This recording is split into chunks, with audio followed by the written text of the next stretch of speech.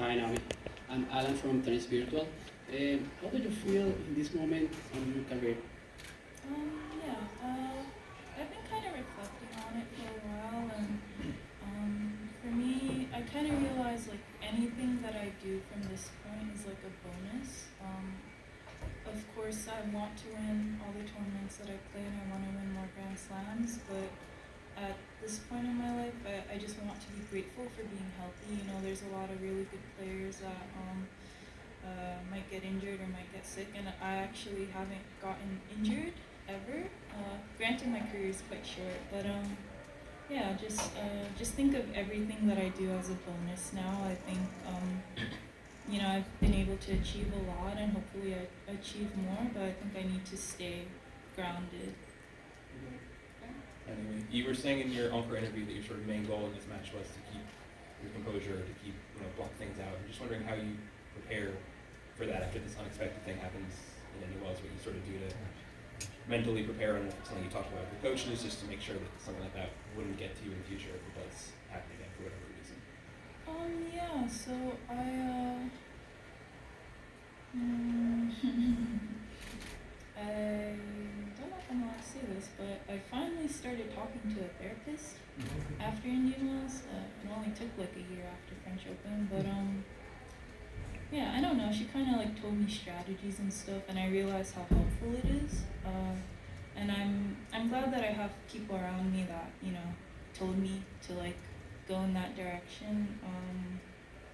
But yeah, basically I was just remembering all the things that she told me to do, and just to like take deep breaths and reset myself when I need to.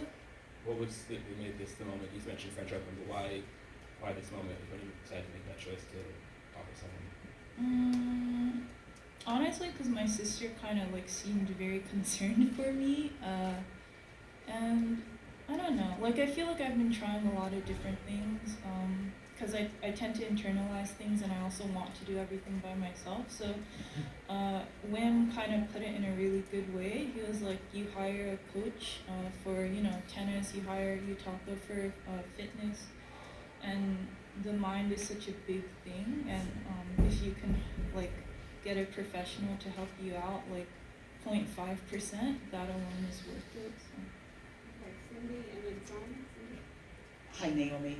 Can you talk a little bit about where you were last night, or maybe not even until this morning when you heard about Ash, and what your thoughts are in light of what you've just said in terms of playing for yourself and living for your moments and being positive? Can you talk a little bit about your thoughts on Ash?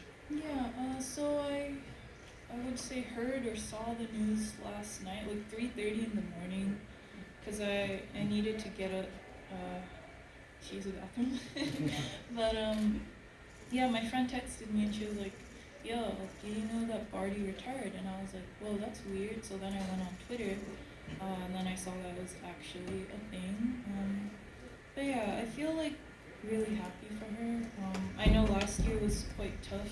She didn't really go home at all, and I think that certainly took a toll. But it was also really inspiring to watch how dedicated she was that entire year, and I think she can leave with no regrets. And that's something that I feel like, she was super amazing for the sport.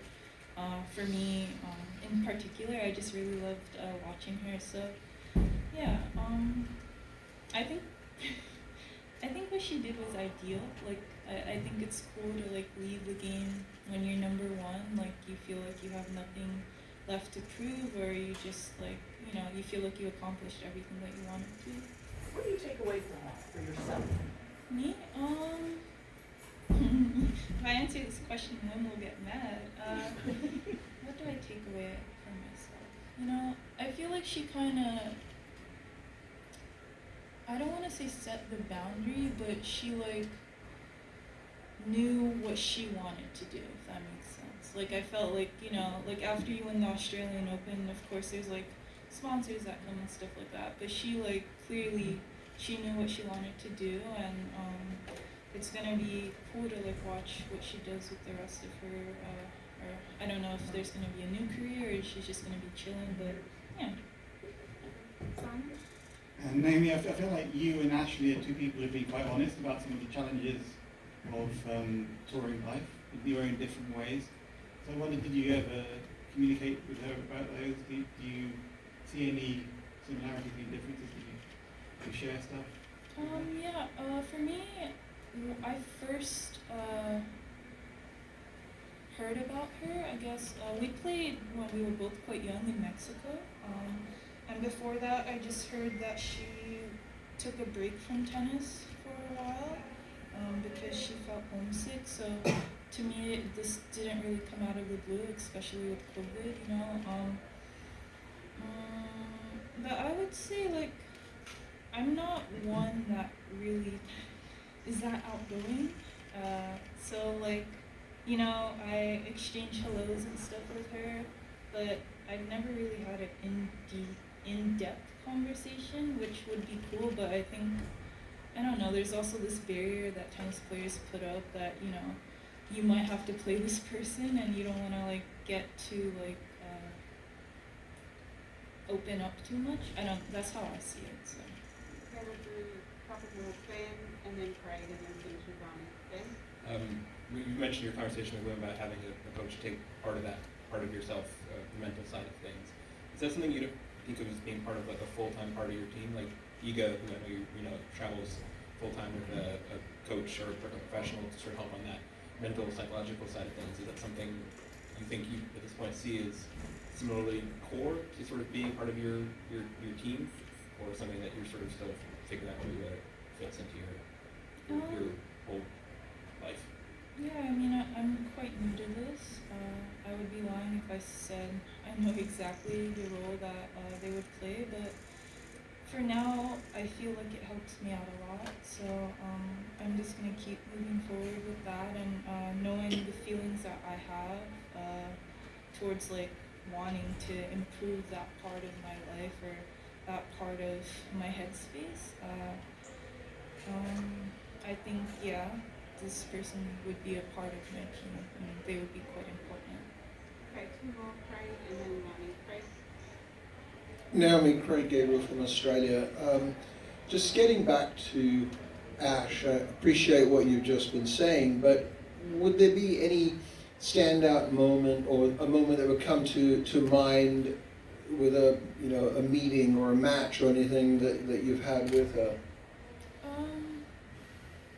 I think I played her like 3 or 4 times, and I think the last time that I played her was in Beijing. I'm not so sure about that, but that's for me the last memory I have of playing her. But I just remember, like, for me, it's a bit rare to play people that adjust so well. And to me, the ones that stand out is Ash and Bianca Andreescu. And it was just so, like, such a fun match to play. And for me, that's the biggest memory I have. And just to play a match where it's just pure tennis and there's, like, nothing else going on, you know. I think we were both just trying our best and being as respectful as we could. So I'm a bit sad that we couldn't play more matches like that.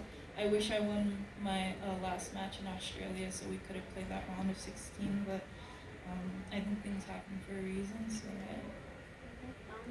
Just out of curiosity, is there any music going on in My headphones? Yeah, and if there isn't, if you were to choose a soundtrack for your press conferences, what would that be?